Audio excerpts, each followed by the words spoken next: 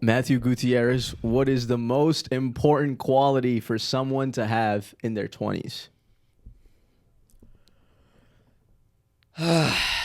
Like, obviously, it's a combination of qualities. It's not just one. But what do you think has been the most important for you? I think we talked about adaptability has been number one. Resilience. What else? Confidence. But I think number one is adaptability. If you're able to learn from other people, I think you can adapt their flaws to yourself and learn faster. And I think if you learn faster, you get ahead quicker. And if you get ahead quicker, success comes faster. Do you think adaptability changes over the course of your 20s? Do you think people become less adaptable as they get older? Yes, I do think people become less I think it works both ways. When you're young, a lot of kids end up being arrogant, I think. They don't want their parents telling them what to do. Oh, I know, mom and dad, I got it. But in reality, you really don't know what you're doing. Like, I think about back, like, just middle school, high school, maybe 10, 15 years ago. And I'm like, whoa, I really thought I knew the answers. And maybe I wasn't even wrong, but it just thinking you know the answers is the wrong way to live life. If you think that other people have the right answers, you always have an open ear. And if you always have an open ear, you can learn something new. You're not so blocked off to the world. A lot of young people think they're too cool to be wrong. Yeah. But That's I think the cool thing is to be wrong. I think so. The cool thing is to learn new stuff. The cool thing is definitely not to be wrong. Hold on, I disagree with that. No, yeah, but it's okay to be wrong. Like, it is cool to be sometimes wrong, not always. Sorry, yeah, you're right. It's cool to accept that you're wrong. I'm just always wrong. I'm just a cool guy, bro. I'm just a dope guy. I'm wrong about everything all the time because I'm just cool. No. Yeah, you're right. No, I think it is cool, though, when you can accept that you're wrong. Yeah. Like, when you're, like, looking for the right answer. It can be at times. But I think a lot of young people fall into this trap of they, like you said, they think they have all the answers, but they don't. But the problem is, a lot of people confuse this. When a young person is confident in themselves, don't try to bring them down. I think it's important for older people to always empower young people. Yeah. Don't be like, you don't know anything. 100%. You don't know shit. You haven't been through life. Don't say it like that. Just tell them, here's another perspective. Yeah. You will have to decide at the end of the day. But if right off the bat you're trying to bring their confidence down, because that's the beautiful thing about the youth, is they're very confident people. Yeah. For the most part, they're confident because they haven't seen the misery and the pains of the world. It's a beautiful thing. Yeah. We should cherish that. We shouldn't try to rob that confidence away from them. Right. And we should encourage what they're good at. It's really important for older people to take that responsibility.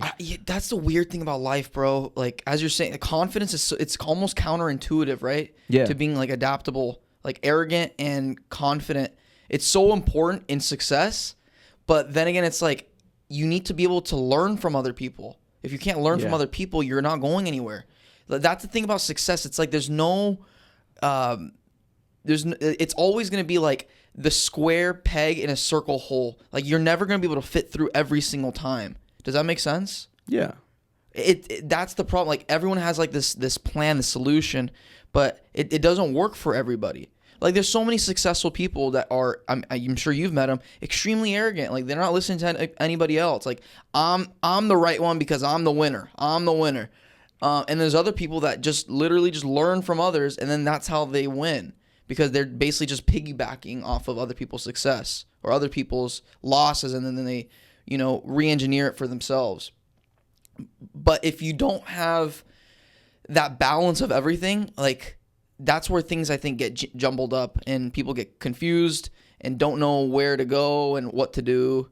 Well, maturity is realizing that your path is unique. Right. And that it can't really exactly be replicated, because there isn't a human being who is going through exactly the same things you are going through all the time. There isn't a human being that was born in your exact home, right? Maybe your siblings, but they're different because they were older, they were younger. Like, your timeline is literally so unique. Isn't that a beautiful thing? Yeah, it's true. Like, everybody's timeline is unique in their own way. Mm-hmm. So you can't give this like one size fits all approach to everything. Yeah. There's obviously some foundations. That's why we're having this podcast. What are some qualities that you can generalize that everybody should have? But it's up to you how to embody those qualities when, at what times, right? It's different for everybody. Yeah. A lot of successful people have this. I think it's like it's a curse of being successful. They start thinking because they have reached where they wanted to, they can now tell everybody else who's not at that point what to do because they did it. And, it's like, sure, give you credit, give advice to people, but also don't be like, if you don't do this, you're screwed. Because I did this, and had I not done this, I wouldn't have been successful. Yeah. You know what I'm saying? A lot of times it comes down to luck too, bro. It is. A lot of it, yeah. But, I mean, you can't replicate luck, right? Luck is luck. It's just God's will. But piggybacking off of your point, I had this customer, really cool dude. He's older gentleman, and he just sat here for like half an hour, 45 minutes one evening when I was selling him some stuff. And he was talking to me about success and trajectory and all that. And he was like, it's an interesting thing when you are somebody's boss. When you're the boss of somebody else, you become their daddy. That's what he said. And I started laughing like you. I was like, really? And he's like, well, think about it. He's like, as soon as the money leaves your hand into theirs, you become their daddy. In their mind, you're their boss. You are at a higher stature than them naturally. That's just the way it's going, right? He's like, I'll tell you, not that I want to be somebody else's daddy. I don't. I really don't. But naturally, I used to run some dry cleaning services.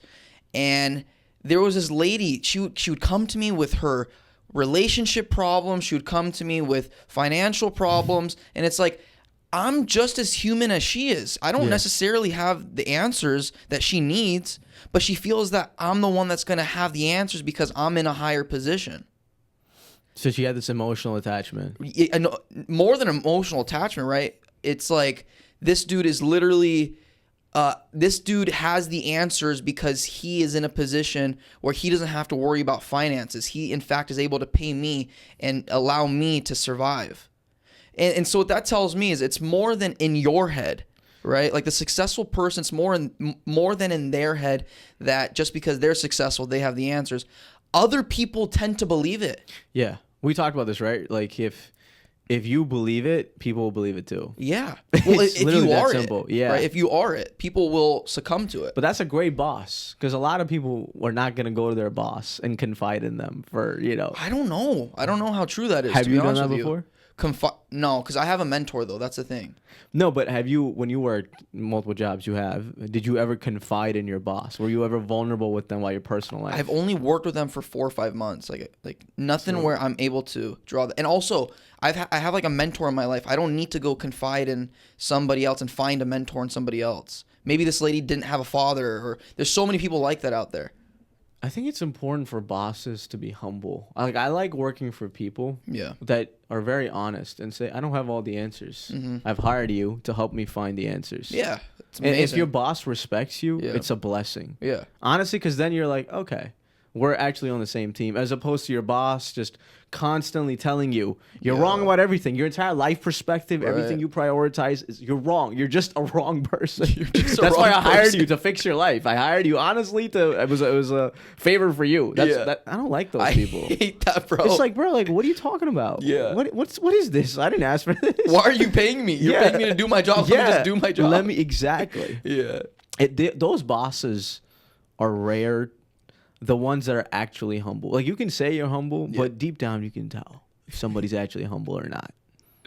It comes down to how do they speak to you.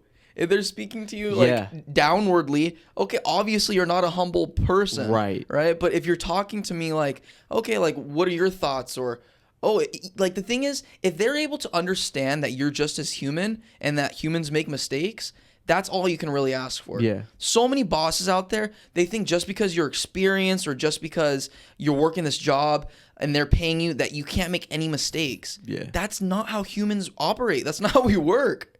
If you want that, go fucking hire AI already. You have to give your employees the luxury and freedom to fail. Yeah. You have to let them fail because that's how they're actually going to improve. If they're constantly just winning and giving you all the right answers and everything is just beautiful, there's something shady going down because ain't no way they're meeting all the KPIs, known performance indexes or whatever it's called every single time. And that's how companies get you. They know that, and so they'll put KPIs super high so you never hit them and you never get your bonuses. It's such a bullshit structure, but that's corporate America. The thing about corporate America, and I'm learning this slowly, is nobody knows what they're doing, dude. It's like it's actually sad how much people are pretending to know. Yeah. It's all a pretense, and they are getting paid so much money for this pretense. If you look at McKinsey, Boston Consulting Group, all these big consulting companies, it's a pretense. For the most part, they do not deserve the amount of money that they get. I understand they're putting in all this data and they have amazing, consulting associates that work long hours. But at the end of the day, you're putting on a pretense that we have the answers. We're going to help fix your business. Right. Ask us for advice and guidance and counseling and, consulting. That's the thing. Value is subjective, right? If you have the more money you have, the more money you can spend on things. And so that's where like McKinsey and BCG, that's where they succeed because they're just targeting people with a lot of money. And if you target people with a lot of money, 100 grand doesn't mean anything. Yeah. 200 grand doesn't mean anything. You're going to increase my sales by 1% or you're going to cut my cost by 2%. That increases my overall revenue profit line by, $2 million, $3 million. Yeah, that 200 grand is worth it. You know what I'm saying? And the thing is, where a lot of people and companies that have money, they want to feel a sense of comfort. So having a McKinsey or a BCG by their side, they feel comfortable. They're like, oh, yeah. I've got these pros. Right. That's all they do by my side. Yeah. They're helping me out. And you know what? They talk great. They're amazing communicators. They make me feel special. Yeah. I have a great time with all the associates because they only hire charming people, right? Yeah. People that they know. Yeah. That's what it is, dude. Another thing, bro, that's really intelligent about these consulting groups, and even lawyers and marketing groups, that they understand that every company has budgets for things, right? So even legal fees. So during my business broker stuff, even if there's no legal stuff that's happening, they always pay a lawyer yearly. A lot of these medical companies on retainer. Just because they first of all, they have a budget and just in case, obviously, right, if something happens. But they have a budget. And it's like, okay, if I don't fill this budget, I can't write this off on my tax returns. Same with marketing, same with consulting, like maybe they're putting on this tense that, the consulting group is going to profit more money for me. But also, if I give them money, I get to pay less money to the government. So instead of $180,000 I'm paying to the government for taxes, hypothetically, I'm paying only $100,000 and I'm paying them the rest of it or whatever. They're writing it off. Yeah, they're writing it off. And the more money you make, dude, the more money you can write off. Right. And that's when it gets really wonky to me. That's part of the tax code I don't really understand yet. It's like you can pay somebody $150,000 to do something, but you'll pay $200,000 less on your taxes. So essentially you're saving over $50,000. Okay, the concept of writing off, it makes sense for smaller businesses, right? Yeah. It makes sense for just people that are self-employed. They're not mega. They're not big. They're not making $250K plus. Yeah. It makes sense. You're writing off expenses. But for some of these bigger companies, it doesn't make sense why you can write off pretty much anything and everything. Like, what can you not write off?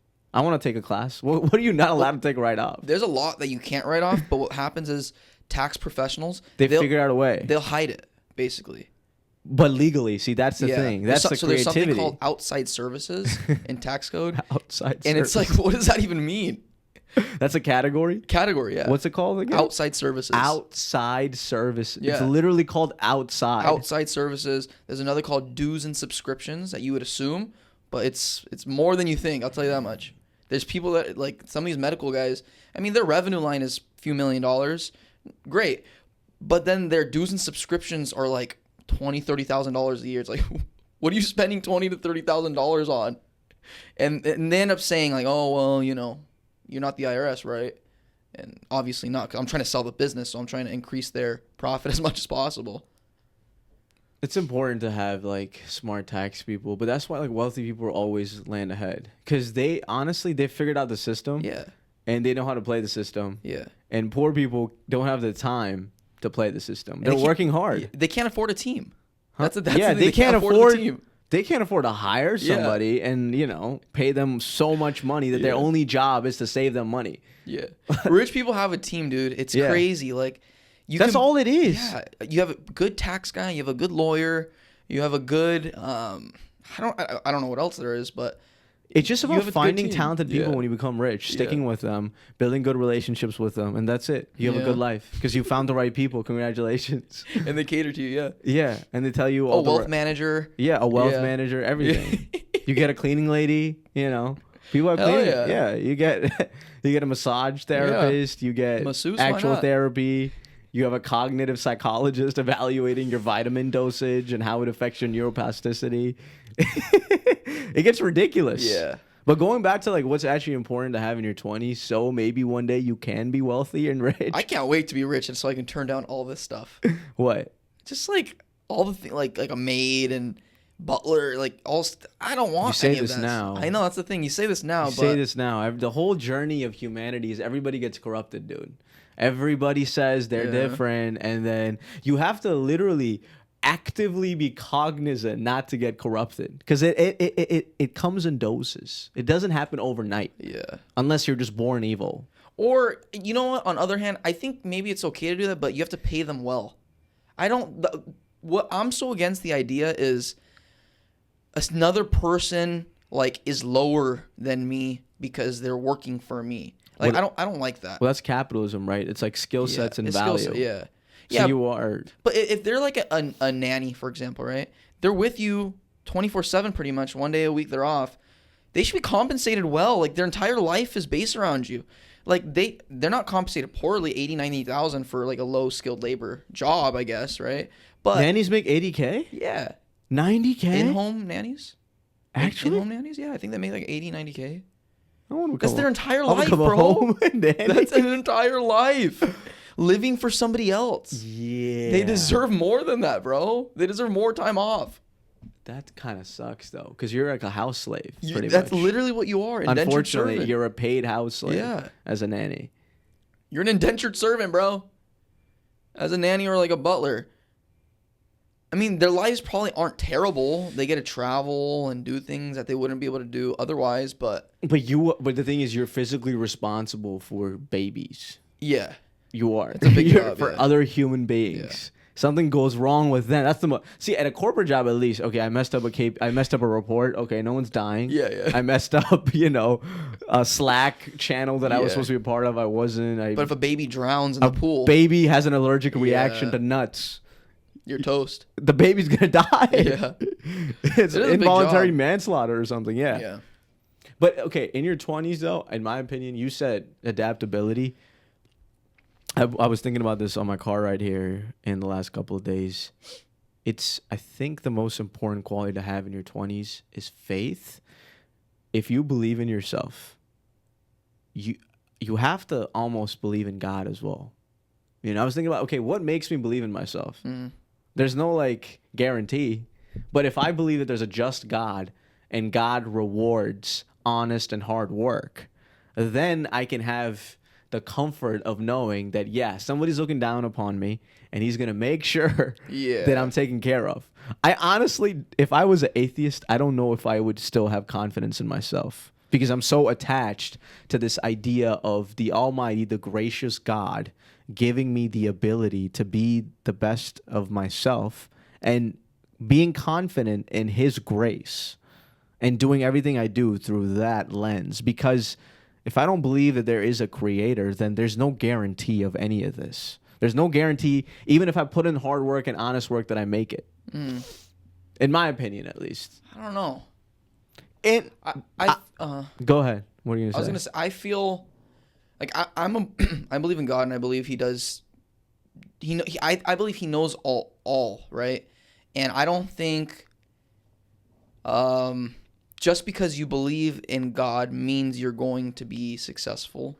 I don't think because God obviously in life, he puts people in good paths and bad paths, right? That's the dichotomy of life. And just because you do good work doesn't mean you're going to be rewarded here. I think you'll be rewarded in the afterlife.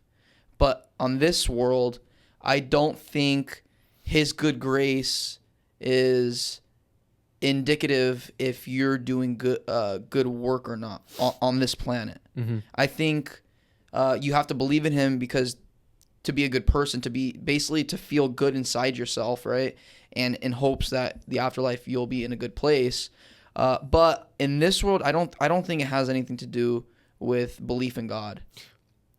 I agree that just because you believe in God doesn't mean you're going to be successful. 100% agreed. You can't just sit on your ass and be like, I believe in God. Yay, I'm going to be a millionaire tomorrow. You can't do that. You got to put in the work. The problem where I disagree with you is I do believe that God rewards you in this world and the hereafter. Like there's a Quranic verse, I forget.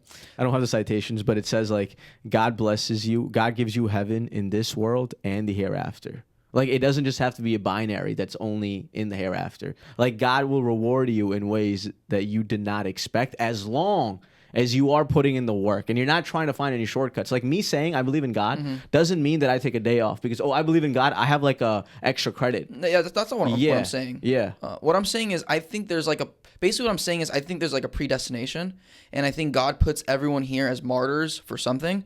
Whether it's good or bad. So, like, for example, Elon Musk, obviously extremely lucky, extremely talented. He's a martyr for people, right?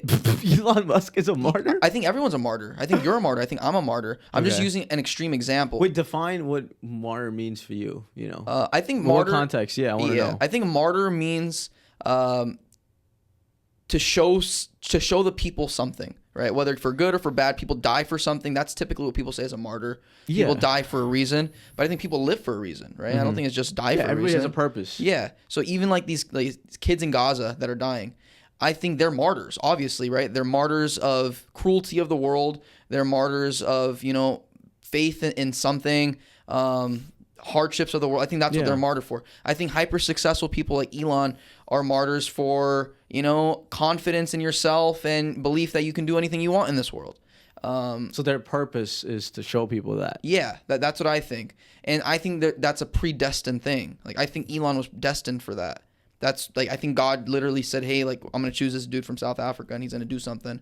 It could have gone easily the other way, right? Easily the other way. But it has nothing to do with us, if that makes sense. Like, Elon, yeah, sure, he works 24 hours a day. Maybe it's his will that he's worth 500 billion instead of 200 billion. But regardless, God was going to make him do something worth something, if that makes sense. Yeah, I agree with that logic too. Yeah. So that's what I'm trying to say. I don't think just because we believe in God and that we believe God is all good and all faithful that it's going to happen just because. I think you could work your entire life doing something and never experience the fruits because it's you're not saying God's even will. if you're putting in honest and hard work, you're not going to see the fruits of that labor? I think you will see in the afterlife. Okay, so that's where we disagree then, because I do believe in this life. Like, I think there's people in Russia right now that are working their ass off trying to make, I don't know, be a farmer or something, right? But and they're doing their best they can do. But, the stormy season comes and their stuff gets frozen over. And yeah, okay, here's where my definition of, like, seeing the fruits of your labor is you go to bed at night, you're fulfilled.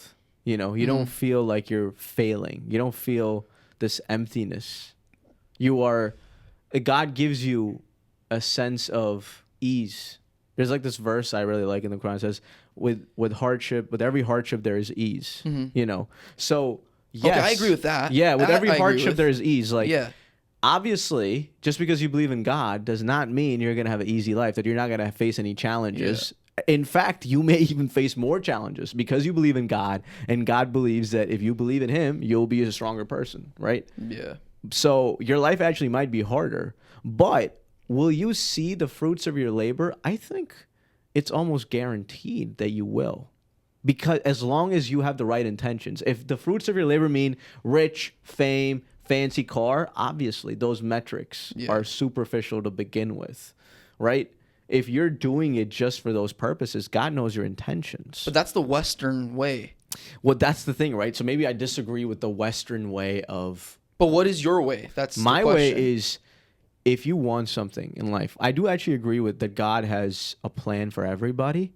And a lot of the test in your youth is embracing that destiny, embracing that plan, because sometimes it's not what you want, but you have to learn to accept it. What do you mean? So for instance, if somebody wants to be a doctor, right? They try their hardest to be a doctor, but they just can't be a doctor. Yeah. Right? They just can't. And they feel like a failure for 5 years. All my life, I wanted to be a doctor. Yeah. I couldn't do well on the MCATs. I applied to med school 5 times. Yeah. Couldn't do it. They're 30 now, still single, because all they did was study, right? Yeah. And then one day, something magical happens to them. Not magical. Something happens to them. Somebody enters their life, and they're like, let's start a business. Their friend from high school reconnects. They start this business together. Yeah. 2 years go by, 3, and then eventually, oh my God, he starts making so much money with the business, and he's like, oh, this is fine too. Yeah. I enjoy what I'm doing. I'm creating this product that's actually helping people, Okay. And it's like, okay, I can be an entrepreneur. My life doesn't have to be defined by medicine. I wanted that my entire life. Okay. But clearly, since that did not happen, God wanted something different for me. So it's about embracing a different identity. Okay. Because that's how life works out. You know? Yeah. We don't know the answers. They just We don't know the answers, yeah. we kind of live life based on what we think is right now. Exactly. Yeah. Isn't that crazy? It's crazy, man. You're operating life. We're so blind. We're actually so blind. We have no idea. All these people that say have a 10-year plan, a 20-year plan. Sure, it helps to plan. Yeah. But you can do all the planning. God is the best of planners. You don't know what's ahead, bro. Yeah. We have no idea. Anything can happen. A world war could break loose. Yeah. Me and you can be in the military fighting. You don't know, bro. Yeah. It's all like anything can happen in any given day and time. Yeah, it could happen. We don't know. It's a beautiful thing, but it's also like so there's different types of people, right? There's people that believe, oh, we don't know what's going to happen. Let's just kind of live life day by day. And then likeliness is they're going to be 80 years old one day and they're going to be crutched because they didn't do any planning. And then there's people that are super by the book and I have a plan and I'm going to be organized and this and that. And then they're 80 one day and they wish that they had things that they have done. So the answer is like, it's somewhere in the middle, like always. It's always somewhere in the middle. You have to have a plan. You have to have somewhere you're going, but you can't let that destination dictate all your actions right now. Like it's okay to have, a week trip somewhere. Like so many older people, like our parents' generation, 100%. tell me, travel now. I regret not traveling when I was younger. Travel now. Do it now. Because they're older and they don't have all the money like they maybe thought they would have, right? Also the stamina of traveling. The stamina? Yeah, like you get tired when you're traveling when you get older. Well, you get to do different things. Like you're not going to go ziplining when you're 60 years old. That's probably Obviously, not going to happen. Yeah. Right? You're not going to be in Costa Rica canyoning off of waterfalls. Like that's just not going to happen. Your experiences are going to be so much less, so far fewer. You're maybe going to go on some tour bus, which isn't bad, but it's not the same. You don't get to look back at nostalgia and feel like, wow, that was my childhood. The spontaneity of traveling is lost when you get older. Yeah. Well, it becomes the problem is it's because the people that are older that travel when they're older, they're planners, right? That's why they're traveling when they're older only. Yeah. I've met people that are older who are spontaneous people and just travel just because they've always done it. Like, oh yeah, I've been to such and such 4 times. I've been here, I've been there, I've been doing this. I've learned this language, I've done that. Like those are naturally interesting people. You know what I'm saying? Does that make sense? They're interesting people. They travel because they want to. They will learn languages because they want to. That to me is interesting. But there's people that, like you're talking about, who they travel because that's what they told themselves. I'm going to have my 401k, my house will be paid off, and I'll have time to travel. I'll have the money to travel. And they do it, and so now they'll just spend 5-6K on some tour bus through Europe, or maybe more than that in Europe, right? But whatever, 10K to Europe. But okay, we did it in our 20s in Europe for 2K, 3K. And we did more of what we wanted to do than just be on this bus with a bunch of old people traveling around. It's because that's naturally who they are. They're planners. They have to go a certain way and do it a certain way. Does that make sense? Yeah, a lot of times these older people have this mentality because their parents told them to be this way. Yeah, they were just trained to be this way. Like, they didn't think of any alternatives. Yeah. It was only this way or the highway. Yeah. It wasn't even in their conception that anything else other than what they have been trained and taught was even possible. That's why it's so hard in families that are so oriented towards one way to break out and do something of your own that the family doesn't recognize, because they're like, hold on a second, what are you doing? We don't know anybody that's done this. Relax, take a deep breath. What are you doing? And it's because they love you. They're scared for you.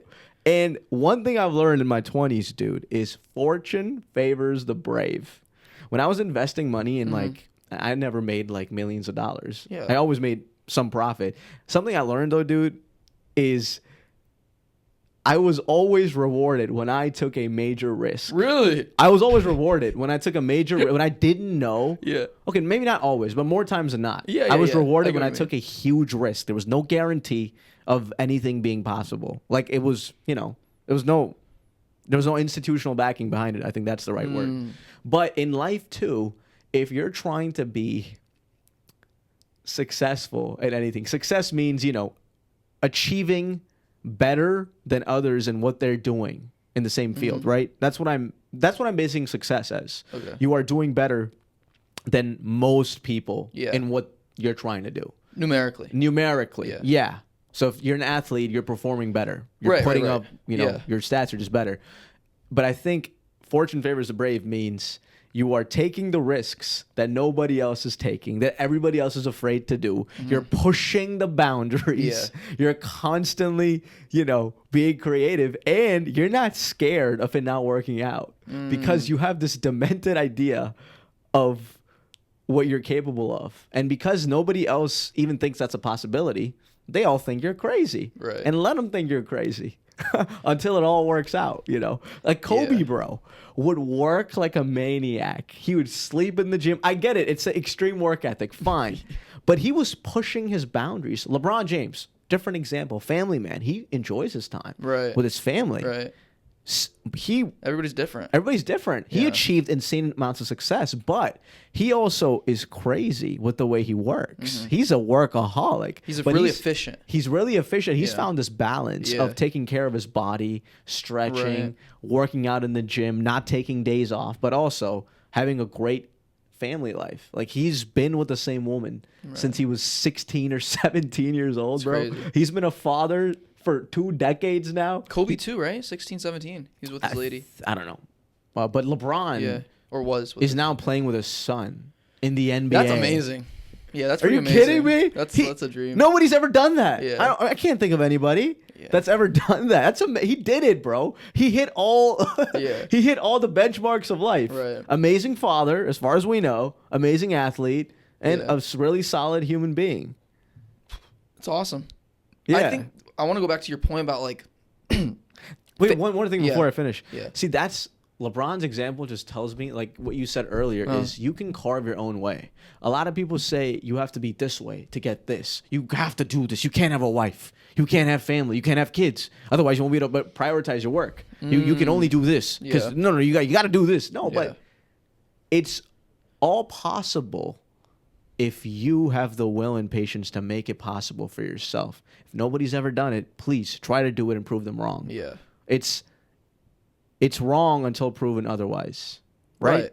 That's the scientific way, hypothesis. Yeah, that's a scientific hypothesis. Yeah, it's wrong until proven otherwise. So you can prove it otherwise. And so I want to go back to your point about family. That's the weird thing about family, because it's like you're in this echo chamber, right? And the more I think about it, like the more it makes sense to me why our generation is the way it is.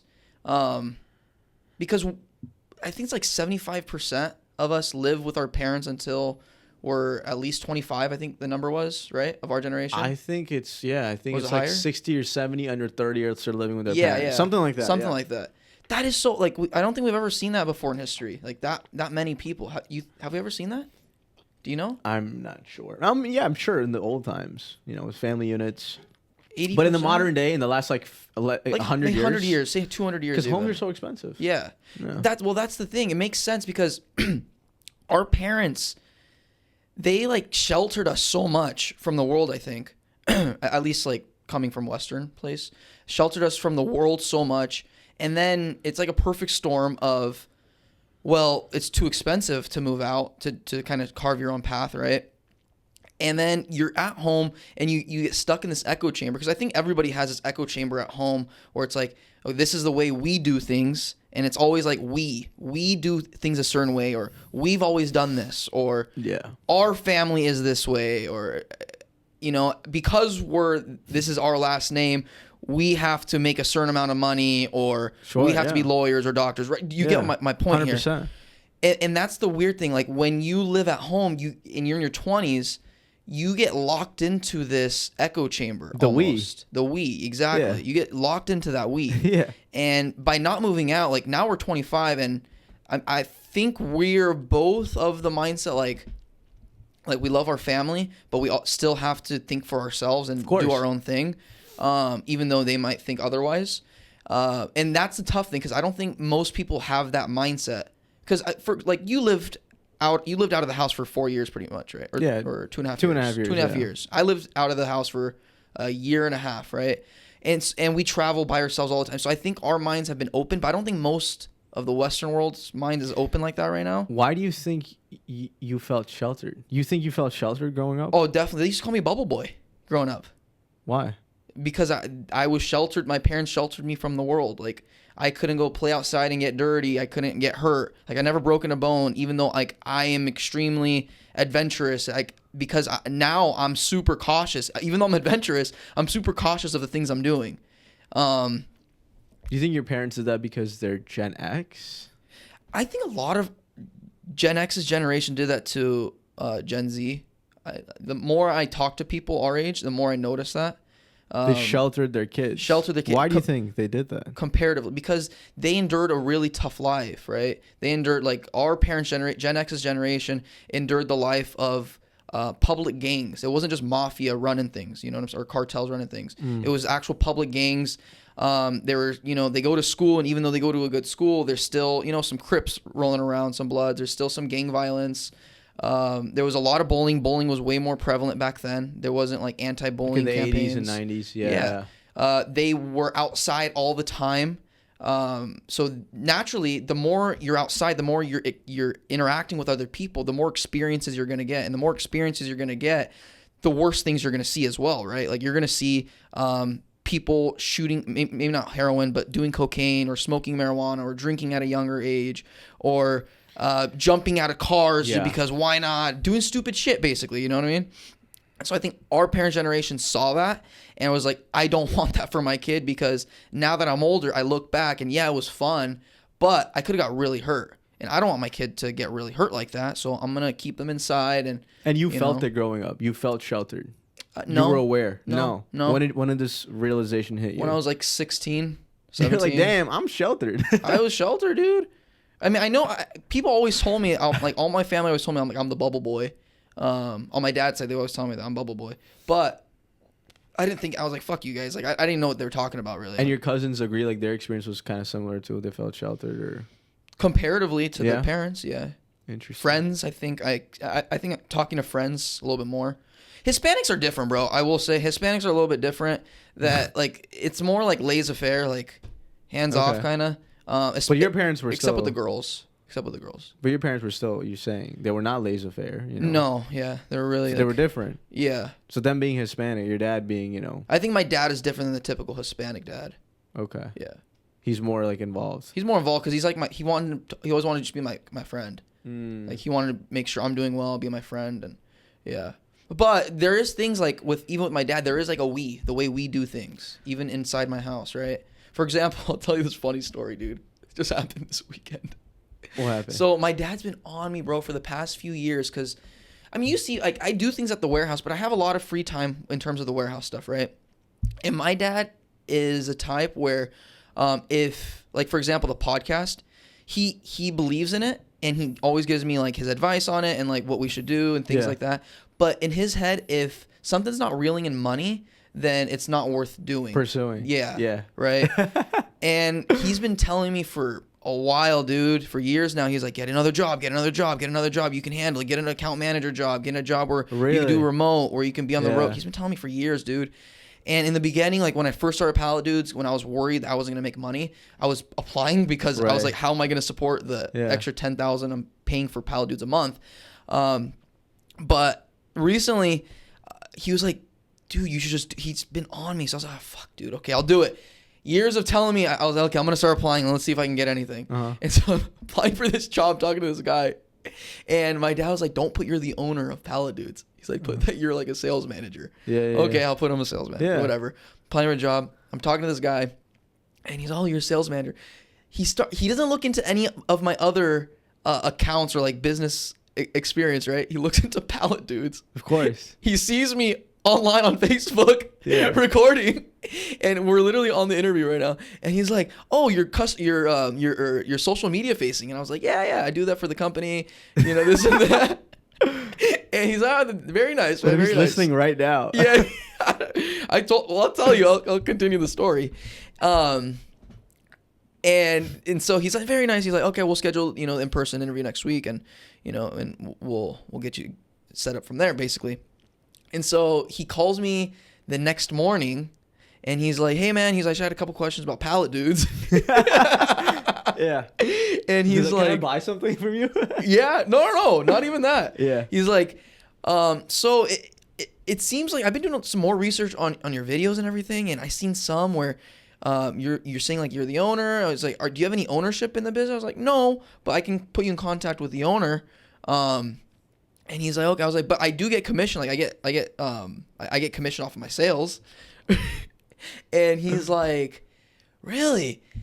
And I'm like, yeah. And he's like, okay, well, are you as long as you're not the owner? I was like, no. I mean, I know you must see some things on social media, but I feel like I'm pretty social media savvy, and so I'm building a story. Like people see their younger person, doing things. Yeah. Lying to this guy. It's a different avenue of bringing money in. Yeah.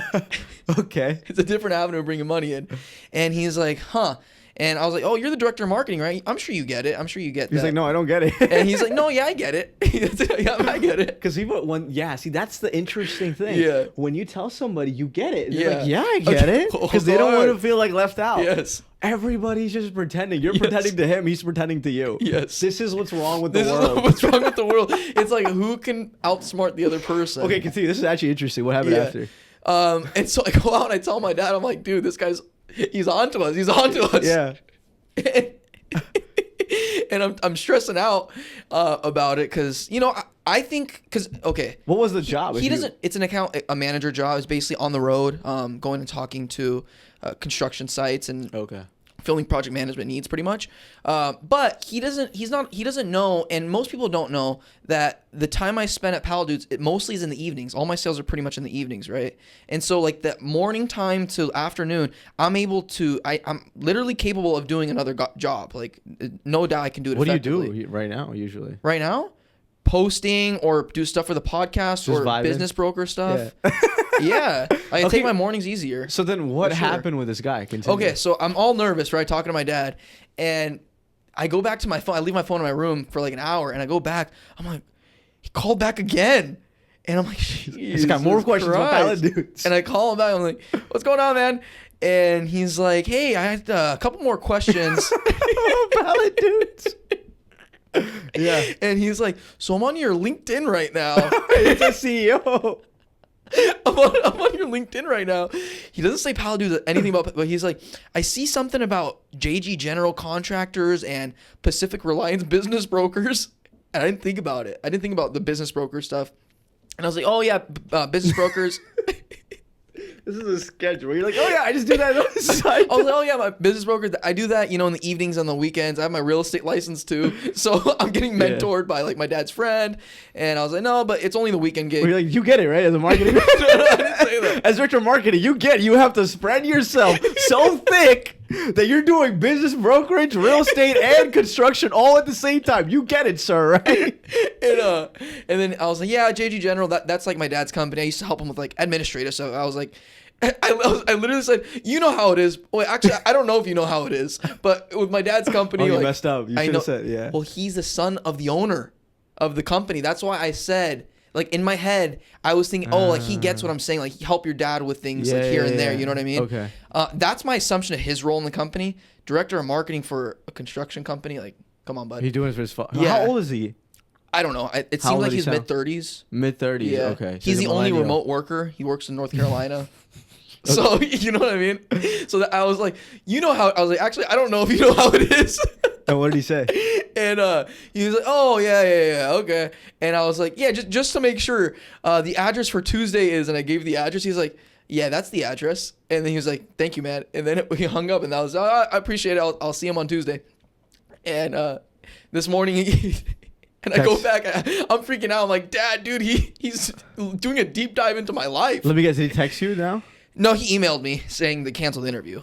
Oh, okay. Because of the ownership status or whatever. But. Sorry, bro. No, nothing besides hilarious. But my point is, like, I don't even necessarily want a job, but it's like my dad is wanting me to go make more money. Like I'm not doing. And I looked at him the other day on this weekend when I was telling him, because I was nervous about what the dude was gonna say. Because obviously it would be nice making an extra $5,000-$6,000 a month. Who wouldn't want to do that? Sure. Especially if my time allows for it. Why not? But I'm looking at him like, guy, like I don't need another job right now. Like I'm making money. It's not like I'm not making money with pallet dudes. And he's like, yeah, but you know, you can save all this money and then you can go buy a house. And I'm like, I know, Dad, but it's not like it's like a necessary thing. But in his head, it's like, let's all make more money. The more money we make, the further ahead we are for our future. And I get it. I think I am that way too, because, you know, I grew up with him. But it's not a necessary thing. The thing with that, man, and it's making me realize too, is I used to like plan out my days hour by hour. Yeah. And I stopped doing that. Yeah, I used to do that. And I stopped doing that because I would never take into account the psychology of maximizing 24 hours in a day. So let's say you are being productive 8 hours, okay, and you have 8 hours of sleep, 8 hours free time. Yeah. But the thing is, you're still recovering mentally from the stuff you did for the 8 hours. Mm-hmm. So I'm sure you have grueling days on pallet dudes, right? When you're like working a lot, you're moving a lot of these boxes. Yeah. You're tired.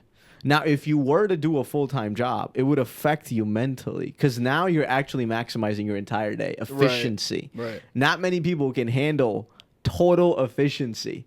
That's why there's such a thing called the 8-hour working day, right? Because it's like, if all it was were putting in 16-hour days, sure, we'll be more efficient, but how long can that last? Because everybody burns out. Everybody has a ceiling, in my opinion. And that was my dad's point. He said, I'm going to feel a lot better once I have another job. That he'll feel better? I will. You will? Yeah. I don't think you would. That he thinks I would, because he's like, right now. Okay, how many hours of work do you actually put in pallet dudes in a week? Average. A week? Yeah. I don't know. If you have the thing is, I don't count like messaging people back. No. That's work, bro. That's work. I know. My dad says that too, but I don't feel like that is. So I feel like I'm doing less work. But that is still work. That's still work, buddy. You're literally. What are you talking about? That is still sales. I know. Yeah, that's work, bro. But sales doesn't feel like work to me. I don't know if that makes sense. That's good, because you don't feel like you're. Yeah, I agree. Like, it's producing revenue. Like, what I'm doing is literally producing revenue, but it doesn't feel like. But I guess if you put it all in all, it's probably a 40-hour work week. It is standard. 40 hours. Yeah, probably. Of all the coordinating with people, because I'm working 11 p.m. midnight, texting people back, stuff like that. Coordinating. It's around the clock. It's around the clock, right? It's not 9 to 5, but a lot of times, more times than not, I'm doing sales at night. And how stressed do you usually feel because of pallet dudes?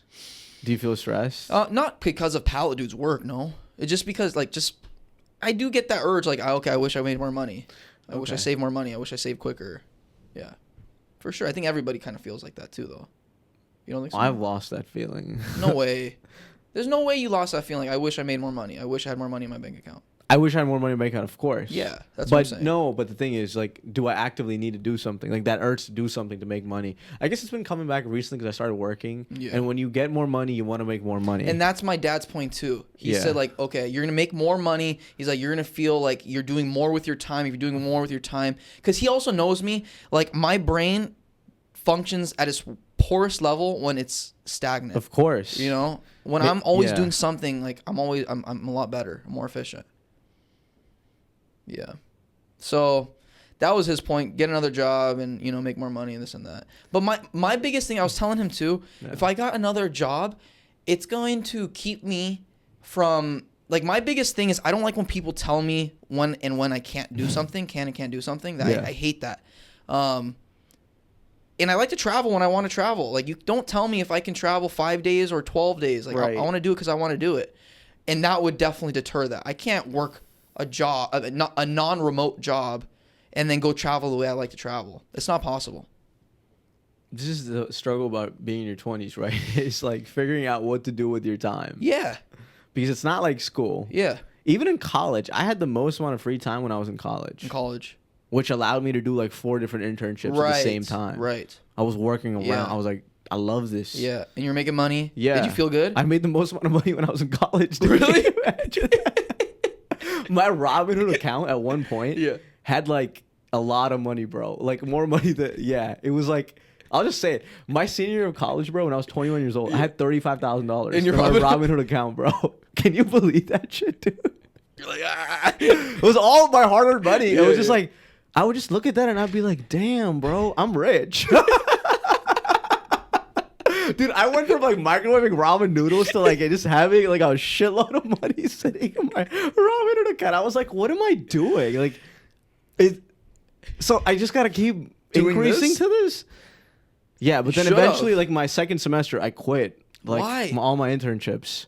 No, I still kept my job. I still kept making money. Oh, I thought you said invest. I thought you meant investing. No, I kept investing. Okay. No, I never stopped investing. I'm just saying, because I was, dude, if you do like 4 jobs, no shit, you'll have money. Yeah, of course. I was getting, I was doing like 4 different jobs at the same time. It wasn't like I mastered the art of money making.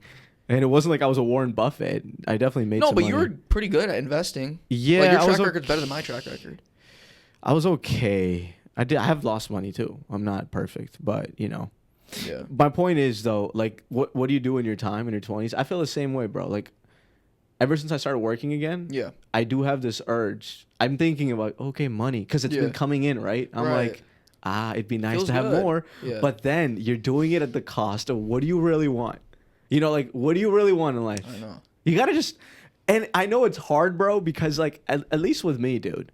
My friends are making so much money. Some of my friends, bro, are making like fucking insane amounts of money. Yeah, like one of my friends makes $250K a year. It's a lot of money, bro. That's a lot of money. Yeah. All right, great, amazing. Fuck you, man. You're making great money, sure. Yeah. But are they doing what they love? No, it's just a job. It's just a job. Congratulations. What I want in my 20s, that's just the sacrifice that I've come to terms with is. I'll definitely make less money than everybody I know, but at least I'm doing the things I love, and I am banking on the slight idea that one of these, maybe one of these things, you'll make like 1,000 times more than me, sure. No, but maybe like 1,000 times more, probably. I'll just like I'm just operating on this idea like maybe one of the things that I really love works out, so that when I'm 30, I can just do that. No, and like all this opportunity cost of not making the maximum amount of money actually works out. It's a gamble I'm willing to take when I have no family, I don't have major responsibilities. No, I get it, man. Joe Rogan talks about that too. He was just talking about that the other day. For the guy that owns Black Rifle Coffee, it's like one of his Black Rifle Coffee. Yeah, it's like one of his sponsors or whatever. But whatever. But he was saying that in Boston. What kind of name is that? Black Rifle Coffee. He's a Navy SEAL. I wouldn't go to a coffee shop named Black Rifle. No coffee shop. Just like a brand of coffee, like coffee beans. Like he sells coffee beans. He just sells coffee beans. Yeah. Okay, gotcha. But he was talking about how in Boston, in LA, it was always like, okay, like you have to have a job to support your passion, right? You have to be a waiter in order to be a comedian, basically. Yeah. And he's in Boston. It was never like that. It was just like, oh yeah, I'm a comedian and I'm gonna continue being a comedian, and obviously we have other work that we have to do in order to work, but we never talk about it. It was never like, oh, my job on top of my job. It's just I'm a comedian. That's it.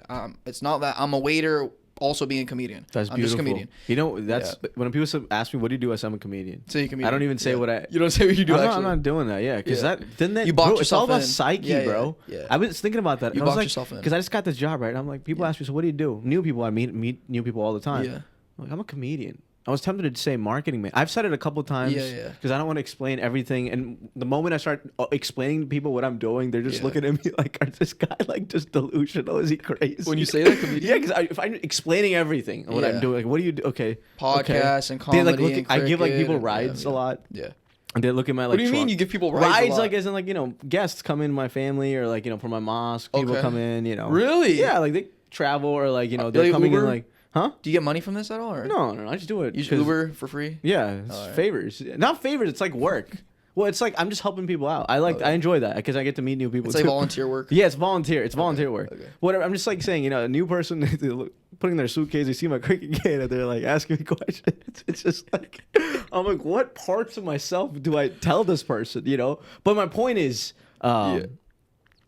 that Joe Rogan is right. Like you have to operate yourself. Like I am just. You have to remind yourself because then you lose it, bro. Right. Then you become your job, and you don't want to do that.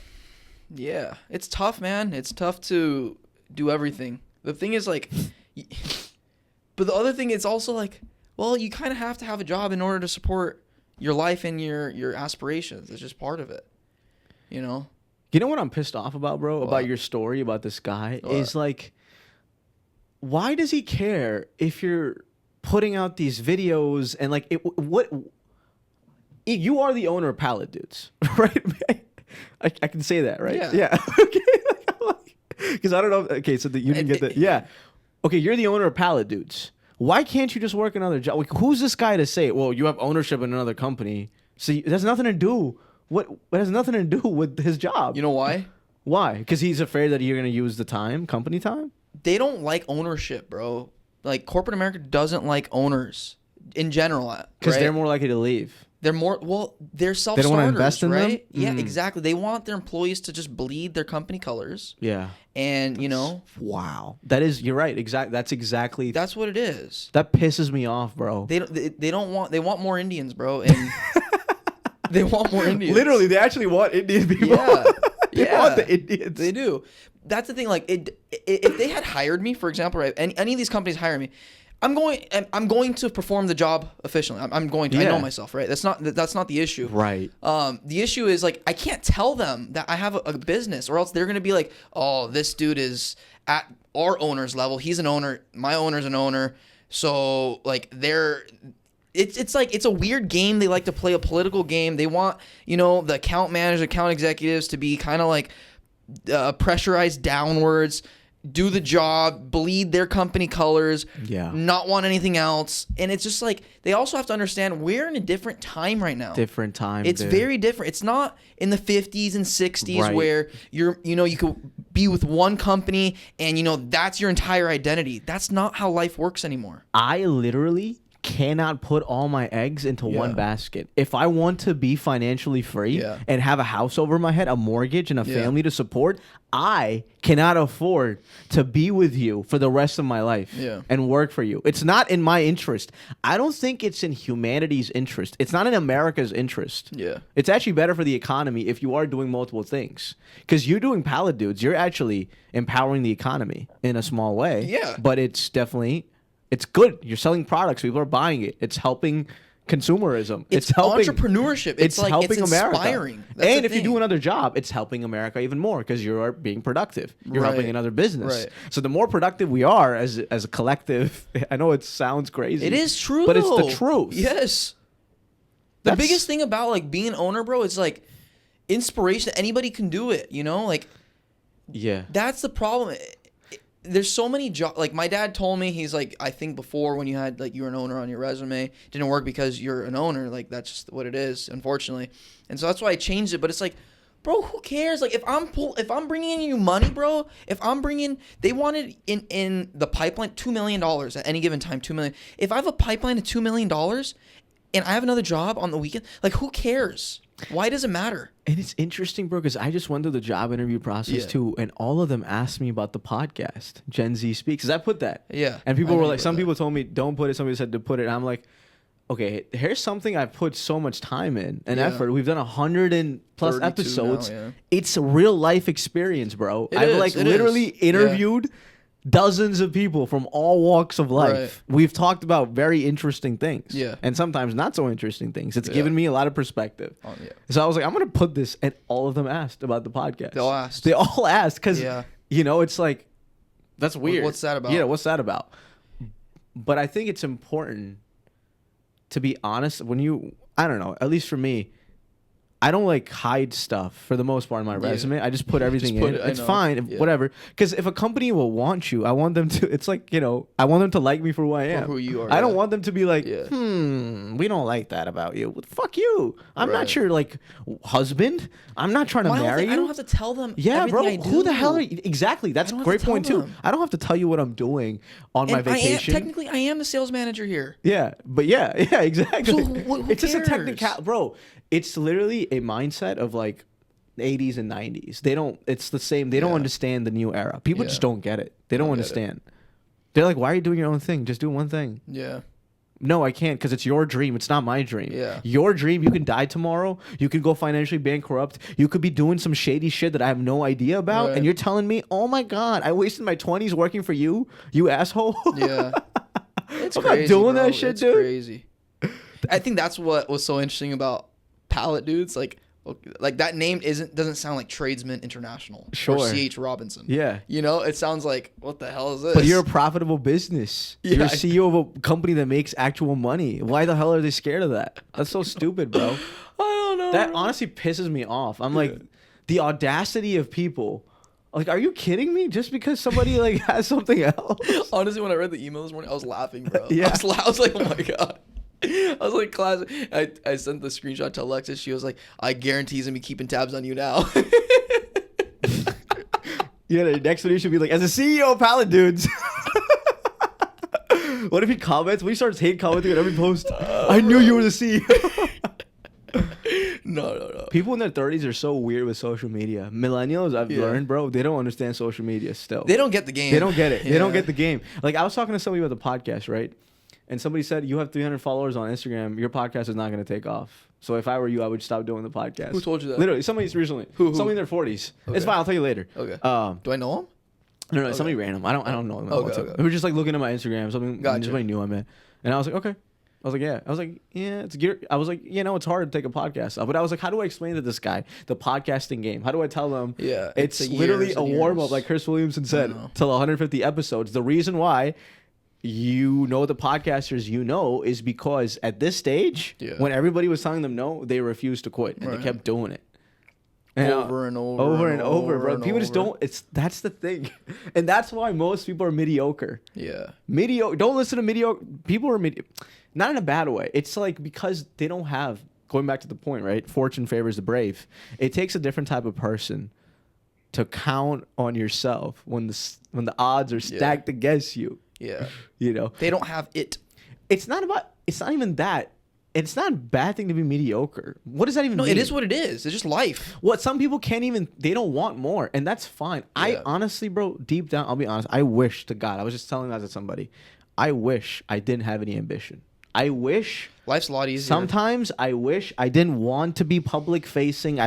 Sometimes I really wish I didn't have to do things in front of the camera for people, but I just have to. Yeah. It's just something we have to do. It's an intrinsic thing that I have. I've tried a lot of very hard work to not like have this, but it's very like hard work. You know what I'm saying? As in like, I wish it wasn't. I know what you're saying. I have said this a lot. I don't know if I've ever told you this, but I've said this a lot. But it's just something intrinsic I have. I'm sorry. I'm really sorry. But like, if you don't have it, you're not a lesser person. A lot of people with ambition, they try to put people that don't have ambition down. And it's like, no, they're just not wired that way. They're different and you're different. Yeah. So can we both just learn to embrace each other and be like, you're right too and I'm right too in my own way. We're just different people with different priorities. Everybody's mediocre in some way, But also everyone's self-interested. So they just kind of want what's going to benefit them. So if the story benefits them that, the podcast isn't going to blow up, maybe it makes him feel a little bit better about himself. Well, no, it's not. I don't think it's that. Maybe it is that in some instances because some people have bad intentions. But sometimes people have good intentions. But, bro, they don't know us. Yeah. Like, if a family member says that to me, I'll listen more because they know me, right? If somebody I just met recently, they have spent... You have no idea. You have no idea what you're talking about. Yeah. You shouldn't even be giving life... give me advice. I'll take it. I'll listen. Yeah. I'm all ears. But at a certain time, you have to filter what people say to you because they don't. Yeah. They're not sleeping with you. They're not your girl, bro. They're not your sister. They're not your father who's seen you since you were a baby, knows you inside and out. I always filter out that stuff. I don't know if that like the commentary. It's almost that's not even advice. That's just commentary because they don't know us, like you said. Well, it's always interesting to understand people where they come from. I love listening to people who have different perspectives just to listen to them. I'm like, okay, interesting. Because I think it's important to hear what people have to say. Because sometimes, especially because we're young, bro, we definitely can be overconfident and we miss things through 100%. That's why adaptability is so important. Yeah. But that's commentary, bro. That's not. Was there any actionable advice he gave you? Well, yeah, but the thing is, there was actionable advice. Yeah, but the thing is, when people are older, the thing is, it's a completely different world. The digital world is changing, right? If you're in your 20s, I'm more likely to listen to you because you get the game. You get the social media game, right? If you're older, you just don't get it. You have no idea what you're talking about, right? Unfortunately, unless you are that's making. My point. Was there any actionable advice he gave you? Yeah, there was like what? It was like good advice. I'll tell you later. It was just say it on the pod. Doesn't matter. Well, it was like doesn't have to be specific. It wasn't. It was definitely actionable advice, and some of it was really good advice because I think. The advice that older people give me, I'll just tell you, the advice that older people usually give me, and they're right, is focus in on one thing and do everything else as like a hobby. Okay. It doesn't have to become your primary hustle. And they're right. Yeah. For the most part, you can't do everything all at once. Right. You have to put your eggs in one basket, like Kobe said. I was watching a video. He said, at a certain point in time, you got to put all your eggs in one basket. Yeah. It's just, are you ready to do that at a point in your life where you are ready to do that? Everybody has a different timeline. But eventually you have to do that. You can't operate life like I'll be able to do multiple things forever. It's for a certain period of time. Yeah. And it's okay. You can prolong it, but you can't, definitely a deadline coming up. I get that. But a lot of people don't understand the idea of exploring things and like failing and failing and failing. Like this person that I was talking to, I don't think they understood that even if you're not accomplishing what you set out to, you're not wasting time, right? Like a lot of people, when I tell them I'm do stand up, they're like, you're wasting your time because you're not a big comedian yet.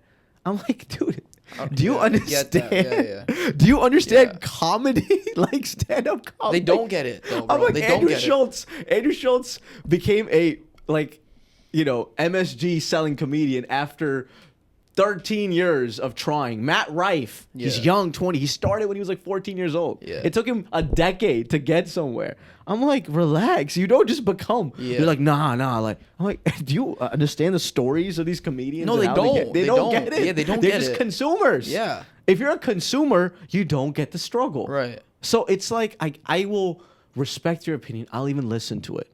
Yeah. But, you don't have to take it. It's the same thing with entrepreneurship, bro. Yeah. Like ownership, like the workers don't get it, and the owners don't want them to get it. So they can stay workers. It's the same thing. Like consumers, they want you to stay in their field and let the big people on stage take it. But it's like, how do the big people on stage take it? I mean, it takes time. By believing in themselves. Yeah, it takes time. The only thing. And repetition. Non-stop. One thing I do wish I had more in my 20s, though, was discipline. Because this is something my mom did tell me. Mm-hmm. She was like, when I told her I quit my job, long time, almost 2 years ago, she was like, stay disciplined. She was like, because now nobody's holding you accountable. Yeah. Are you going to be able to wake up early in the mornings? There were so many times where I didn't. Yeah. More times than not, I was, I woke up, but there's a lot of times where if I had a boss, I'd wake up in an instant. Yeah. But I think if in your 20s you can develop this habit of respecting yourself enough to know that you're your own boss, you will literally do so much and be so much more productive. Do you respect yourself enough to hold yourself accountable, bro? This is something I have started to really actively think about, because I'm like, anytime where I'm not being the best of my version, and I'm like, oh, I'm not being, my good boss. Like, I'm letting myself down. What are you doing, bro? Yeah. You have to hold yourself accountable and remind yourself, because it's so easy, especially in this thing. our podcast. Nobody's holding us accountable, Not bro. at all. Nobody's our boss. Nobody's calling it. Talk about this. Talk about the Jews. Right. Talk about. Yeah. Well, now we do. Now we have somebody. Now we have somebody. Talk about speed. Talk about speed. Yeah, he knows what he's talking about. Yeah, but you know what I'm saying, right? Like, it's a beautiful thing, but it's also a curse because our discipline can go away like this. Yeah. That was Matthew McConaughey's dad's advice. Don't half-ass it. Don't half-ass it. Same exact thing. But you have to discipline is so important, bro. It is, like dude. actual discipline. It's not easy. Discipline isn't easy. See, that's the thing. It's a balance of life, bro. If you're ultra disciplined, you're gonna miss out on experiences. But if you're not disciplined at all, you're not gonna further along your career. But also, I feel like there's eras in life. This is the era of locking in. It's okay to lock in, but it's also okay to have periods of your life where not much is happening. Maybe you are just relaxing. Maybe you are just taking it in one day at a time. And then there's periods where, you're prioritizing some things over the others. I disagree with that. Why? I think there are eras in our lives, but I think overall there should be a balance because I think eventually you're just gonna regret it. Like if your goal is money and you're at a certain age and you know that if you just spent the 80 hours a week working, you could be worth $20 million, $50 million. But, instead you're worth $5 million by 40. Does it matter? When you're 40, 50, it's not going to matter. You know what I mean? But the experiences that you miss, that will matter. That's where it's like, okay, like I could look back, for example, I could look back on my life. I'm 25 years old, but I think overall it's been pretty balanced and I can look back like, okay, like I'm building pallet dudes, maybe not exponentially fast. Like, okay, granted, I could have probably during this 2-year period got a bigger warehouse already and managed this smaller one and the bigger one simultaneously. But then again, I wouldn't have been able to go and travel for 5 weeks to Europe. Like that was an actual experience that I think helped me learn. I wouldn't be able to be a business broker. I wouldn't be able to do certain things. Like if I just put all the eggs in that basket, like I could be hyper efficient with pallet dudes, but it's like, is that what I want? Is that where when I'm 40, 50? I do think about that a lot. When I'm 40, 50 years old and I look back on my life, am I going to be happy with the decision I'm making right now? And oftentimes it's not only the work that would make me happy. It's a great way to think about life. Where I will disagree is I think it's okay to have phases and eras. But you have to be conscious of the fact that you are sacrificing something that's valuable. See, a lot of times people work hard and then they forget that there is joy in just relaxing and traveling and exploring new places. They look down on that because they've spent so much time without it. Right. And they don't need it anymore. So it's really cognizant. It's really important to be cognizant of what you are sacrificing and to remind yourself that this is valuable. It is important. I'm not able to prioritize it now. That does not mean that it doesn't become a priority in the foreseeable future. But I think for money, I 100% agree with you. When it comes to the money thing, the more you chase money, bro, the less happy you become. Like I've been talking to like some rich people recently, and I can just see it in their eyes. It's a fugazi. It's a front. Well, you just chase it. You're just chasing it just to chase it. You have no idea what you're actually doing. It's just the digits in your bank account empower you to keep chasing it. But at the end of the day, it's not going to fulfill you. What will fulfill you is if you try to find a way to help as many people as you can. That is the beauty of life, man. In your 20s, if you can figure out how can you best help people with your talents, you're winning. Helping other people will always be more rewarding than anything you ever do in your life. Yeah, for sure. Tony Robbins says that. Have you listened to that recent pod with Tony? Tony and Diary of CEO? Yeah. A little bit. My mom loves him. She saw that episode. Tony Robbins? Yeah. I got mixed, like, response. I've been telling people because they say something that Tony Robbins will say, and I'll say, oh, that sounds like Tony. A good pod is Tony Robbins, and I think I told you this one, in Iced Coffee Hour. You should listen to that. Well, you drive so much, bro. Listen to that one. But anyway, I think something also that sales teaches you that kind of supports my hypothesis is everyone thinks like, okay, it's the reps. And the thing is, yeah, the reps are going to lead to more yeses like over the course of time just because natural, right? But the thing is, you take 10 reps and you're gonna have 0 on some of those 10 reps. You're gonna have 0, right? For like in Paladudes, when I first started, I'm so thankful I learned this really quickly. I was taking reps every single day just because I was doing sales. That's all I used to do before sales, right? Calling, talking to people, emailing people.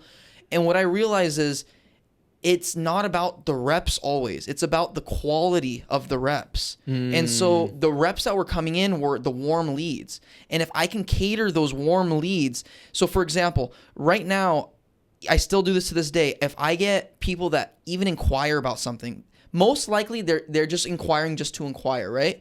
But if I just continuously message them until I get a solid no, then that's when I'll stop. But you know what? I've gotten more sales than not if I didn't just follow up with those warm leads rather than call cold leads. Because let the people come. Let the people come. My point is the quality reps are going to come as long as you cater the quality reps. If you're just making cold reps, you're not going to cater much of anything. It's going to take you a lot more time. You're going to miss out on a lot of just life in general, right? Like with Paladudes also, even just here, I can be making cold reps all day, and maybe my sales will increase by 5%, and maybe I'll make an extra $10,000 or $20,000 a year. But it's like, okay, I'm sacrificing 5-6 hours a day more of my time to make an extra 10-20 grand. Fuck that. That doesn't make any sense to me. You have to work smarter too. You have to work smarter. Bro, it's funny. I made a shirt in middle school in 7th grade. I was super into like acronyms and like idioms and stuff like that.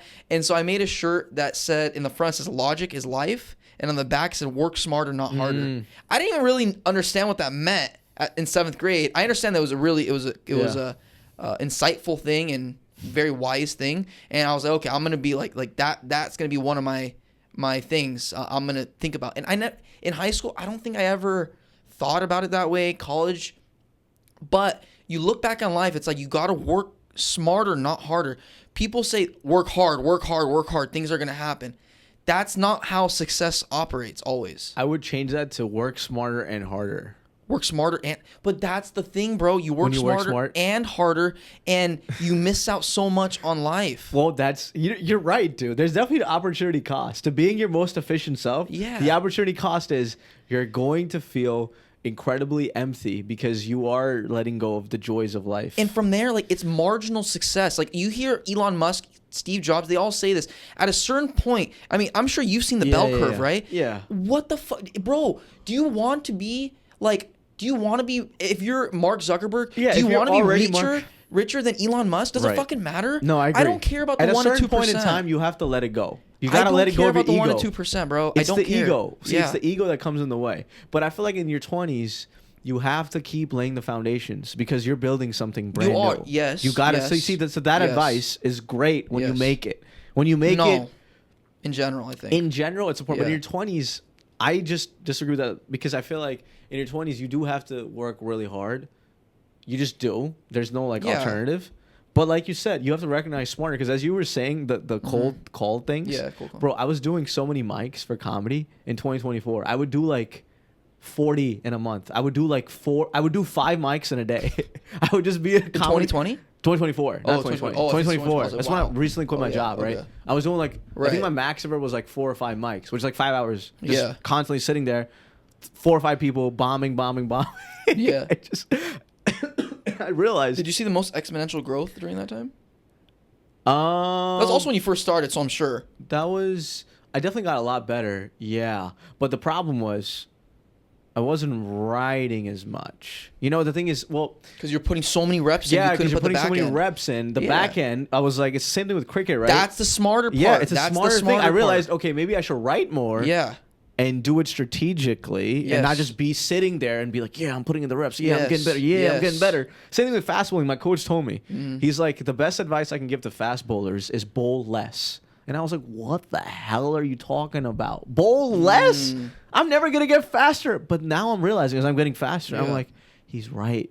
The thing is, with bowling faster is you bowl less, but you put all the work in the gym and plyometrics and acceleration and just like strengthening your muscles so that you can recover. And then when you are bowling fast, you're bowling at optimal levels. You're And not tired. destroying your arm. You're not destroying your body. You're Yes. taking care of it. Yes. And you're actually getting more faster because you're bowling selectively and your muscles are so strong and you're recovering and less chances of injury instead of just bowling. Yeah. When I first started cricket, bro, I was bowling like 5 times a week. I remember, I would literally was working my ass off, and then I wasn't making. And the thing is, I would drive myself crazy because I'd have my mom with the speed gun measure my speed, and I was like, "Oh my god, I'm still slow," right? And then when I stopped doing all that, I'm like, and eventually people were like, "Oh, you're getting faster because the speed just comes." It's like alchemy, bro. I love that book. I want to read it again. It's literally everything in life. It's literally working out like that book, bro. It's like you chase. It doesn't happen. Relax. Put in the work. That's my point, bro. Yeah. That's my point. Relax. Life isn't that serious, bro. Yeah. That's the thing. When you just put the smarts into it, things will just happen. But knowing me, when I hear the word relax, I'm like, oh, I can take a deep breath. I can chill. But that's the thing. It's a balance. That's the thing, it's bro. Balance. But that's your mind. Well, because your mind still operates. Is it polar here or polar here? No, I agree. Yeah, that's the part about being 25 and learning through your mistakes and understanding different mindsets. But I would, if somebody is like me, the type of personality, I would always encourage be on the right them. polar opposite. Yeah, I would be on the over excessive because then you'll be lazy. Yeah. Because then you'll just be sitting at home scrolling, or you'll be laying down on your couch or your bed. Sleeping. No, that I agree. If you can't get but you have to learn the dichotomy. I understand that, but I think it's better for people in their 20s to be on the side of more working harder than the relaxing. Because if you do work harder, you'll see more results, and then you can relax. They're more respectable too. Yeah. That, I think more than anything, they're more respectable. Like people that work hard, I respect them way more than people that just don't do shit. Don't do anything. Like I had a broker that I knew, and hyper efficient, made over $500,000 a year, didn't do shit.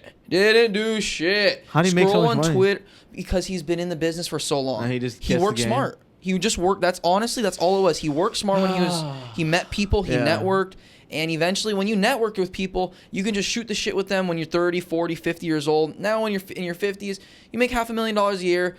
Dude, I swear to God, bro, I had never seen, like, the movies where it's like, oh, your boss kicks his feet up on the desk? Never seen anybody like that in my life until I saw this man. Still to this day, I haven't met anybody like that. I've never met anybody like that except that motherfucker. Chilled, made so much fucking money, dude, and literally would scroll on Twitter and play Clash of Clans and shit like that. It's like I could never do that. I could never do that. Yeah. I would always try to like be efficient, as in not efficient as in like, ooh, I gotta work just for the sake of work. No, maybe you would be like that. I know you, bro. The way you are. Yeah, it's hard, bro. For me, I've been really impatient, and like it drives me crazy. Like it's bad for me, but I think I'm getting better at it. But I always caution on the side of being more productive than less productive. I'm with you. I'm absolutely with you. Yeah. Especially at this stage of my life where we're still building. Yeah. Balance is just, I don't know, man. The more I think about it, the more I realize, because I think I've always also been of the mindset, like, work as much as you can. Like, that's been my dad's advice since I was a kid. Like, he still tells me this, as much as you can, do in your 20s, and you're going to reap the rewards in your 30s and 40s and 50s. Mm-hmm. But also, like, with the balance, I'm experiencing things I wouldn't be able to do if all I did was think about it. Yeah. That's just what it is, dude. And it's like, to me, it's traveling. Some people, it's partying. Some people, it's like going out, clubbing, shit like that. I never understand the going out and partying. I don't get it. But in terms of time, it's the same thing. Traveling and going out and partying, it's the same thing in terms of time. Yeah, but I don't get the going out part. I don't get the nightclub life. I don't like it. It's not me. I don't get it dancing in front of people with the lights out. Okay, great. Yeah. Like, what are you getting out of it? It's not me. I don't understand how people can make that their full-time thing. Just going out every weekend, partying, getting drunk. I mean, social. But what is it? It's social like life, yeah. You're not even talking to people. You're just dancing. I don't know, bro. You're not even like learning anything, bro. I don't know. At least like you're having a good time. Yeah, that's what it is. Just having a good time. What does that even mean? A good time? I don't know. Maybe I really do. I love doing hard things and like just driving myself crazy. Yeah. I love that. The thrill of like after the fact of like a hard fast bowling session or like the satisfaction. Yeah, your endorphins really. I like that was a great time. Right. I don't ever enjoy it when like, I don't know. I enjoy being on vacation, bro. If I could, I would do the podcast and travel my entire life. I would do that. I love traveling with a purpose. Like I hate just laying down by the beach like I we love did in it. Cabo. I love everything, bro. I can't do that. Yeah, I like it. It gives me time to think. It gives me time to just recoup almost. Travel, like, there's a difference, right, between traveling and vacationing to me. You don't like vacationing? It seems I like. love traveling. Like traveling? It seems, I don't like vegging out. I love Yeah. traveling, bro. I love it exploring. Let's do something every day. Yeah. Let's I like let's that. I explore. love that too. But I don't like just Yeah. like laying down. I can't. I don't know. I go back and Yeah. forth about Cabo because I know you've told me it was a opposite peaceful also. time. It was a Yeah. very peaceful time. But I remember being in the moment. I was just like, "What the hell am I doing?" And I was like, what is wrong This with guy this was like, dude? "Yeah, this is vegging. This is great." And I was just like, "What are you doing?" So we're just supposed to sit here with our feet up on the sand, order pina coladas, Yeah. enjoy the Chips and sushi, whatever it is, yeah, and then just like, that's it. Well, the point is decompressing. Like, It's beautiful. I like that time too, but there's parts of me that I remember I was miserable. you were miserable the whole fucking time, it felt like. Except when we're at dinner asking each other questions like, well, if you could have 5 people in history to be at your dinner, who would you have? Like, that was the only time I saw you enjoying it, or when we were parasailing. Even when we were on the boat going to parasail, you had your earbuds in. Like, you couldn't no, just no, no. listen. I was enjoying it. No, I was enjoying that. No, no, part. but you couldn't just listen to the waves. Okay, relax. That's my. It's like no, this no, no. guy I is could. I insane to me, was. bro. That part I enjoyed. I think what I missed out was A bug. I would love to just veg out as long as Yeah. I'm with like multiple people and we're having conversations. I'm like That is interacting nice. with people. I will admit that instead is of just nice. my dumbass and my thoughts and feelings, and I'm just I like, think it's my dumbass friend. yeah, with this dude, and I'm just like, what do I like? I've already talked to this guy about everything in the world, 5 years later, bro, we're still talking to each other about the same things we've always talked. 4 years. It's gonna be 4 4? years since 2022? 3.5 years. Oh yeah, you're right. May 2022, we went. No, March. March. Yeah. 4 years to the dot, dude. Yeah. It's crazy. I mean, 2 years to Japan. Japan was such a good trip, bro. 2 years since Japan. Yeah. 2024. It's been 2 years. been 2 years. We left around this time. February 22nd. And we started doing the podcast after Japan.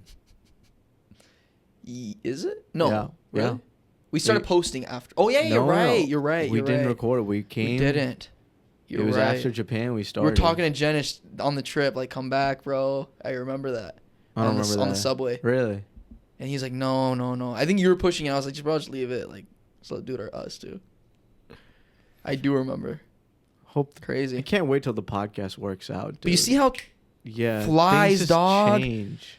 People think 5 years is a long time. 10 years, dude. 2016 was yesterday. Yeah, 2016. I remember it. I remember too. Trump won the election. I was like, I oh. was in bed like crying, bro. I was like, whoa. You were crying? Yeah, I literally like, Actually? shed a tear. Not like shed a tear, but my eyes got water. I was like, no way, dude. I remember I put out this Snapchat. Do you remember that Snapchat selfie I put out? It was me looking like it was. No, I don't remember your Snapchat selfie from 2016. You don't remember that, bro? What are you talking about? I looked like an elephant, like a red elephant with a Donald Trump wig. It was like one of those Snapchat filters that Okay, they had. now you're capping. I swear to God. No. Yes. Oh, I don't remember. I posted that and I was like, do I fit the social norm now? I was putting a bunch of bullshit. Did I tell you my story, I was right? so pissed. When No, Trump no. won? What? Bro, I had the best point of view. So, Point of view? Oh, Yes, you did tell me this. So I was go ahead. volunteering Yes. for somebody. Yes. And I was at this like party that was gonna celebrate Hillary Yeah. Clinton's win. It was a Hispanic like elected officials in like Long Beach. And then the party's title was Bad Hombres and like some Bad hombres. yeah, bad because it was Trump said Mexicans are bad hombres or something, yeah. and the whole party was bad hombres and bad ladies or whatever the Spanish term is. What is the Spanish term? Mujeres? Yeah, something like that. I don't Chicas? know, chicas Yeah. or something. And they were gonna, and then like they were so excited in the evening, and then at nighttime they were like, everybody just stopped talking, bro. They were all just glued to the TV. Everybody started coming to this one small screen, God. and we were all just like staring at each other, like, what's going? Is this really happening? And then I left, and then I went back home, and Trump was taking the stage with Ivanka and his What were whole you family. thinking? Wow. I was like, whoa, nothing ever like this has ever happened in my Yeah. life, where it's such a big shock. Such a crazy shock. I was like, what is this it real? felt like we hit a different parallel universe, right? I remember the next day, bro. You didn't know what to expect. School felt weird, dude. Everything was weird. I remember yeah. we sat in Alfie's class, Oh, and really? I sat in Alfie's class, and he was like, "The sun still rose this morning." Don't worry. Everybody was disappointed in Yeah. LA, especially. Yeah, it was crazy, dude. And now, since then, bro, life feels very different. Trump won again. Yeah. I wasn't even phased. Yeah, We were just like, we expected it. yeah. I mean, dude, we literally said it months before. Yeah. Trump's gonna win. Yeah, I mean, it wasn't even hard to predict, but yeah. It was really hard to predict. We predicted it, bro. Come on, give us some damn credit. All right, man, We're 25-year-old arrogant people. Wait, we're 24. We were 24 at the time. We're We were even 24-year-old No, we were arrogant actually people? 23, turning 24 because it was. Oh, yeah. Whoa. Wait, no, the no, election no, was no, no, no. 2024, dude. Yes, it was. Oh my Oh, god. yeah, you're right. It's gonna be 2 years since the election too. Wait, really? Yeah, we were 23. Yeah, because Jill Stein was We October. were 23. Yeah, That's right. dude. Wow, yeah. Okay. I will say, the last year was insane. 2025. Well, yeah. Sucked. For me, it sucked. Whoa. It got quiet in here. Dude, I'm just thinking about like time and like yeah. 2016 was yesterday. I remember. Wow, that's not good. So yeah, I gotta lock in, bro. 2025. I felt like it was a year of just like disappearance. Like it's just gonna disappear from my memory. It's All one right, of those I gotta years. get going, bro. Where you gonna go, bro? What are you doing after this? I gotta write. I have to do a lot of stuff today. You got a lot of stuff to do. Yeah, I gotta go, man. Classic, This bro. is good though. This is a good prod. I think this is probably one of the best podcasts we've ever done. Honestly, It was good. this is one of the best things we've ever done. We have.